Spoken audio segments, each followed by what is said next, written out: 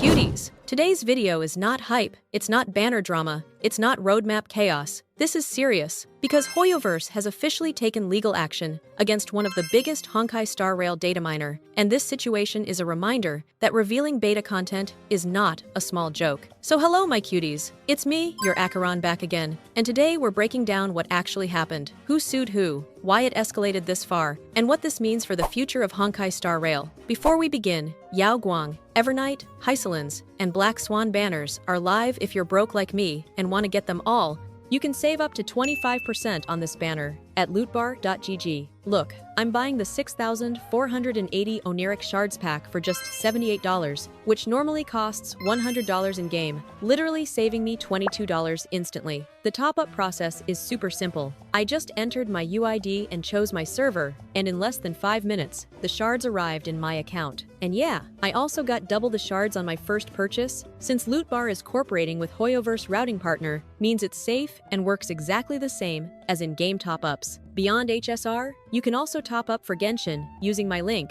Lootbar has over 170,000 plus satisfied users across HoYoverse and 30,000 plus reviews on Trustpilot, which is why I prefer Lootbar for my giveaways. And if you're new, you also get an extra 10% off when you use my link in the description.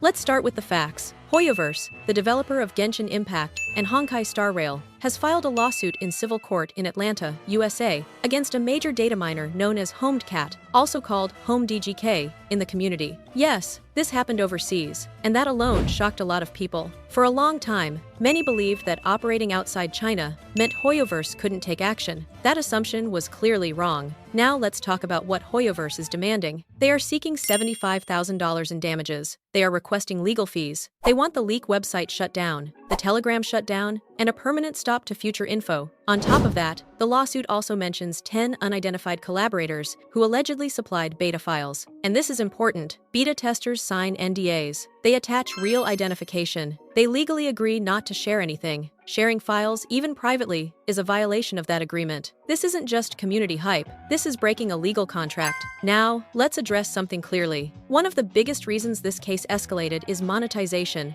According to reports, the HomDGCat website included a payment QR code. Once you start accepting money connected to copyrighted material, the situation becomes much more serious legally. At that point, it's not just extracting, it's profiting from protected content. And from a legal standpoint, that crosses a line companies will not ignore. Another reason this escalated is because HoYoverse allegedly sent warnings before filing the lawsuit. Emails, cease and desist letters, copyright takedowns. The claim is that compliance was partial, not complete. The site ownership was transferred instead of fully removed. Statements were made, but the platform wasn't entirely shut down. When warnings are ignored or only partially followed, companies move to court. Now, let's be honest. Game data extraction harms companies in multiple ways. They ruin planned marketing cycles. They cause beta doomposting that affects character perception before release. They expose copyrighted assets early, and they violate terms of service and NDAs. Whether we personally enjoy seeing early kits or not, legally speaking, HoYoverse is within their rights to protect their intellectual property. Now let's talk about the community impact. After this lawsuit news broke, multiple dataminers stopped posting. Mortis shut down, Seele stepped down, Donut and Hiragara paused, reposters slowed down.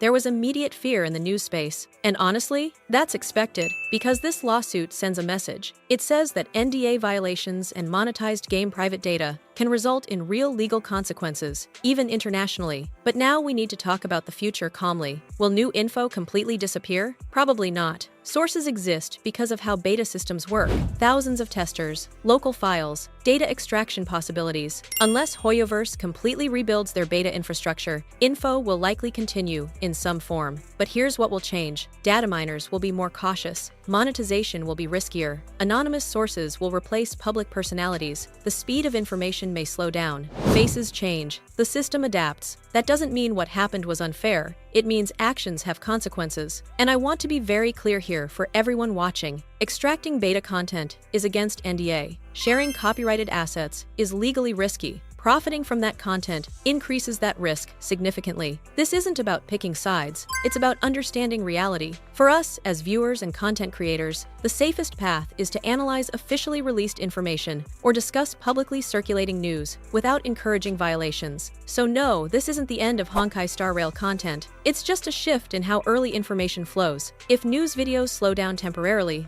that's normal. The cycle always stabilizes. It has in other games before. But let this situation be a reminder that contracts matter, and companies will protect their intellectual property if pushed far enough. So tell me what you think about this situation in the comments. Do you think this will change how news spaces operate? Or do you think things will return to normal over time? That's all for today's update, my cuties. Stay safe, stay smart, and as always, peace out.